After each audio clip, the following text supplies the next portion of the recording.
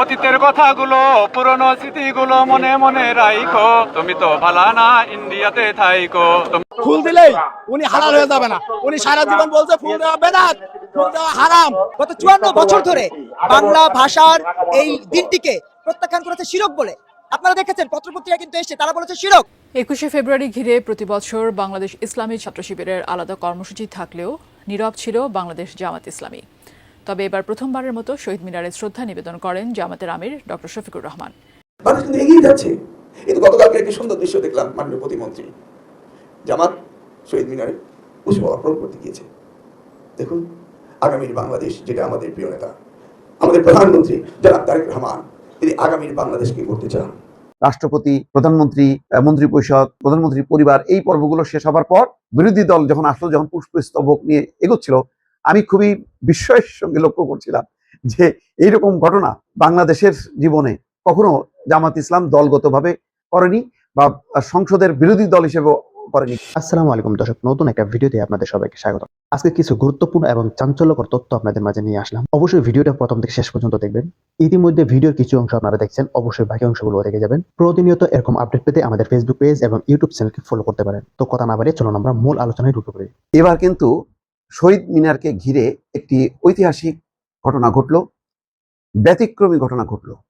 এইরকম ভাবে শহীদদের প্রতি শ্রদ্ধা নিবেদন অতীতে কখনো দেখা যায়নি। কয়েকটা ঘটনা ঘটেছে। যেমন প্রথমেই বলবো যে জামাতে ইসলাম রীতিনীতি ভেঙে এই প্রথম পুষ্পস্তবক অর্পণ করলেন শহীদদের বেদিতে বা শহীদ মিনারে। তাদের সাথে ছিল নাহিদ ইসলাম, হাসনাত আবদুল্লাহ, অর্থাৎ বিরোধী দলের পক্ষ থেকে জামাতের আমির পুষ্পস্তবক অর্পণ করলেন, যেটা অতীতে কখনো দেখা যায়নি। তারা শহীদ মিনারে পুষ্পমাল্য দেয়া বা পুষ্পস্তবক দেয়াকে পূজা হিসেবে বলতো এবং দীর্ঘ বহু দশক আমি আমার সাংবাদিকতা জীবনের বা কখনোই দেখিনি যে জামাত ইসলাম শহীদ মিনারে এসে ফুলের শুভেচ্ছা জানায় বা সম্মান দেয় বা পুষ্পস্তবক দেয়, পুষ্পমাল্য দেয়, যাই বলি না কেন, এই প্রথম দেখলাম। আরেকটি বিষয় দেখলাম যে প্রধানমন্ত্রী তারেক রহমান প্রধানমন্ত্রী হিসেবে এই প্রথমবার আসলেন এবং তিনি পুষ্পস্তবক অর্পণ করলেন প্রোটোকল অনুযায়ী। তারপর দোয়া করলেন। এই দোয়া দৃশ্যটা আমরা আগে দেখিনি। আগে দেখতাম যে রাষ্ট্রপতি পুষ্পস্তবক অর্পণ করেন, প্রধানমন্ত্রী করেন এবং খুব দ্রুতই তারা শহীদ মিনার চলে যায়। কোনো দোয়া কোনো অনুষ্ঠান আমি দেখিনি। এবার কিন্তু মোনাজাত করলেন, দোয়া করলেন বেশ লম্বা সময় ধরে। আরেকটি ব্যতিক্রমী ঘটনা যে তারেক রহমান তার পরিবারের পক্ষ থেকেও আলাদাভাবে পুষ্পস্তবক অর্পণ করলেন শহীদ মিনারে। এই ঘটনাও কিন্তু অতীতে কখনো দেখা যায়নি। অন্য কোনো প্রধানমন্ত্রী তার পরিবারের পক্ষ থেকে দেয়া এটা দেখা যায় না। সাধারণত প্রথমে দেন রাষ্ট্রপতি, সেটি হয়েছে। রাষ্ট্রপতি শহীদ মিনারে পুষ্পমাল্য দেওয়ার পর বা পুষ্পস্তবক দেওয়ার পর তিনি নিরাপত্তা পালন করেন 2-3 মিনিট, তারপর তিনি চলে যান। সাধারণত এইভাবেই প্রধানমন্ত্রীও তাই করেন। কিন্তু এবার প্রধানমন্ত্রী তারেক রহমান তারপর পরেই রাষ্ট্রপতি শহীদ মিনার প্রাঙ্গণ ত্যাগ করার পর প্রধানমন্ত্রী হিসাবে তারেক রহমান পুষ্পস্তবক অর্পণ করার পর নিরাপত্তা পালন করেন এবং এরপরে দোয়া করেন বেশ লম্বা সময় ধরে। তারপর তিনি তার পরিবারের পক্ষ থেকে এবং তারপর দেখা গেল মন্ত্রী পরিষদের পক্ষ থেকেও মন্ত্রী পরিষদ এবং উপদেষ্টা যারা তারা একযোগে পুষ্পস্তবক অর্পণ করলেন। তারপর দলের পক্ষ থেকে করা হলো। তো এইরকম রীতি অতীতে কখনো দেখা যায় না। সবচেয়ে বড় কথা হলো যে জামাত ইসলাম এই প্রথম প্রধান বিরোধী দল, সংসদে প্রধান বিরোধী দল হিসেবে এসছে এবং আমার একটা কৌতূহল ছিল যে তারা প্রেস বিজ্ঞপ্তি দিয়েছে যে তারা শহীদ মিনারে শ্রদ্ধা জানাবেন, কিন্তু কিভাবে শ্রদ্ধা জানাবেন সেটি নিয়েও আমার মধ্যে একটা কৌতূহল ছিল। সেই কারণে আমি দেখছিলাম খুব মনোযোগ সহকারে। 12টা 16-17 মিনিট বা 20-এ দিকে তারা এর আগে রাষ্ট্রপতি, প্রধানমন্ত্রী, মন্ত্রিপরিষদ, প্রধানমন্ত্রীর পরিবার, এই পর্বগুলো শেষ হবার পর তারপর বিরোধী দল যখন আসলো, যখন পুষ্পস্তবক নিয়ে এগোচ্ছিল, আমি খুবই বিস্ময়ের সঙ্গে লক্ষ্য করছিলাম যে এইরকম ঘটনা বাংলাদেশের জীবনে কখনো জামাত ইসলাম দলগতভাবে করেনি বা সংসদের বিরোধী দল হিসেবে করেনি। কিন্তু প্রধান বিরোধী দল হিসেবে তিনি সরকারি দল যা করেছে বিরোধী দল ঠিক তাই করেছে এবং অ্যানাউন্সমেন্টও করা হলো যে এই প্রথমবারের মতন জামাত ইসলামের আমির বা জামাত ইসলামের পক্ষ থেকে এইরকম পুষ্পস্তবক অর্পণ করা হলো। তো সেই কারণেই বলছি যে এটা একটা ঐতিহাসিক এই কারণে যে যে জামাত ইসলাম আগে যেই কনসেপ্টের উপর ভিত্তি করে শহীদ মিনারে কখনো ফুল দিত না, শহীদ মিনারে কখনো পুষ্পস্তবক অর্পণ করতো না, সেই কনসেপ্টটা ভেঙে, সেই রীতি ভেঙে এবার পুষ্পস্তবক অর্পণ করলেন।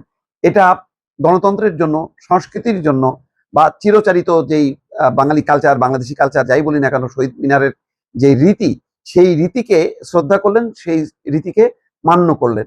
আমি মনে করি যে এবারের 24-এর গণঅভ্যুত্থানের পর, তারপরে লম্বা সময় পর নির্বাচন, সেই নির্বাচনের মধ্য দিয়ে যেই সংসদ, সেই সংসদের সরকারি দল হিসাবে বিএনপি তার যেমন সেই রীতি, পূর্বতন চিরাচরিত রীতিটা পালন করেছে, তার সঙ্গে মোনাজাত এটি একটা বাড়তি সংযোজন, পরিবার আরেকটি সংযোজন, এবং একই সঙ্গে বিরোধী দল, যে বিরোধী দলের প্রধান হচ্ছে জামাত ইসলাম, সেই জামাত ইসলাম পুষ্পস্তবক অর্পণ করার মধ্য দিয়ে এবারের শহীদ মিনারের অন্তত ভাষা শহীদদের প্রতি এই স্মৃতির পর্বটি একটি ঐতিহাসিক একটি পর্যায়ে তারা উপনীত করলেন। দর্শক, মানুষ কিন্তু এগিয়ে যাচ্ছে।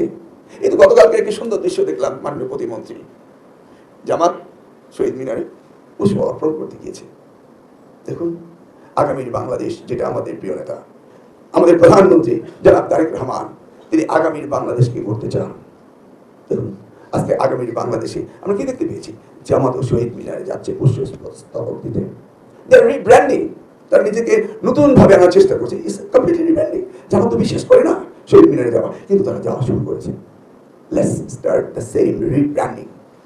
আমাদের সকলকে নতুন ভাবে আমাদের কাজ করতে হবে, নতুন চিন্তা ভাবনা করতে হবে, আউট অফ দ্য বক্স যেতে হবে। আমাদের আগামীর বাংলাদেশ, যে স্লোগান দিয়েছেন আমাদের প্রধানমন্ত্রী, আগামীর বাংলাদেশ গড়ার জন্য প্রত্যয়, প্রতিজ্ঞা, শপথ করবে কারা? জনগণ, ছাত্ররা না, আপনারা শিক্ষকগণ। আপনারা সুন্দর করে আপনাদের কাছ থেকে, কারণ আপনারা শিখাচ্ছেন। একটা বেবি শিশুকে আস্তে আস্তে শিখতে থাকে, এই শেখানোর দায়িত্ব আপনাদের। It starts from the primary school, আপনাদের কাছ থেকে। তাই অনুরোধ করবো, আজকের এই দিনে আগামী বাংলাদেশ গড়ার শপথ আমাদের এই শিক্ষকদের নিতে হবে। এই আহ্বান জানিয়ে আপনাদের সাথে আগামীতে আরো দেখা হবে, আরো কথা হবে, আরো বোঝার চেষ্টা করবো, আরো জানার চেষ্টা করবো, এবং এই শিক্ষা ব্যবস্থার পরিবর্তন আনতেই হবে, এবং এটাকে যোগ্য উপযোগী করতেই হবে। শেখন পদ্ধতি, সব পদ্ধতি নিয়ে আলোচনা করতে হবে, শুধু কনসালটেন্ট দিয়ে নয়, আমাদের নিজস্ব অনুভূতি দিয়েও তো করতে হবে। কেন, অনেক শিক্ষক আছেন না যে আপনারা অঙ্ক শিখেছেন পাথর দিয়ে, কাঠি দিয়ে, শিখেননি? অনেকেই তো শিখেছেন। তাহলে আজকের এই বিজ্ঞানের যুগে, এই মডার্ন যুগে এসে আমরা তো আরো অনেক সুবিধা পাচ্ছি, তাই না? সব মিলিয়ে আমরা আগামীর বাংলাদেশ গড়ে তুলবো আমাদের প্রধানমন্ত্রী জনাব তারেক রহমানের নেতৃত্বে, এবং আপনারই হবে তার টুলস। এই জন্যই এই শিক্ষা মন্ত্রণালয় সবচেয়ে গুরুত্বপূর্ণ মন্ত্রণালয়। এটিকে আমি আর 8-10টি মন্ত্রণালয়ের সাথে মনে করি না। এই ভিন্নতর মন্ত্রণালয়টি যাত্রা শুরু হয় প্রাথমিক থেকে। আসুন, আজকে এই 21শে ফেব্রুয়ারি মাতৃভাষা দিবসে, শহীদ দিবসে, যেই দিবসকে নিয়ে আমরা স্বাধীনতা পেয়েছি, বিশ্বে পরিচিত পেয়েছি, সেই দিবসে আমরা সকলে অঙ্গীকার করি আমরা স্ব জায়গায় আমাদের নিজ নিজ দায়িত্ব পালন করব।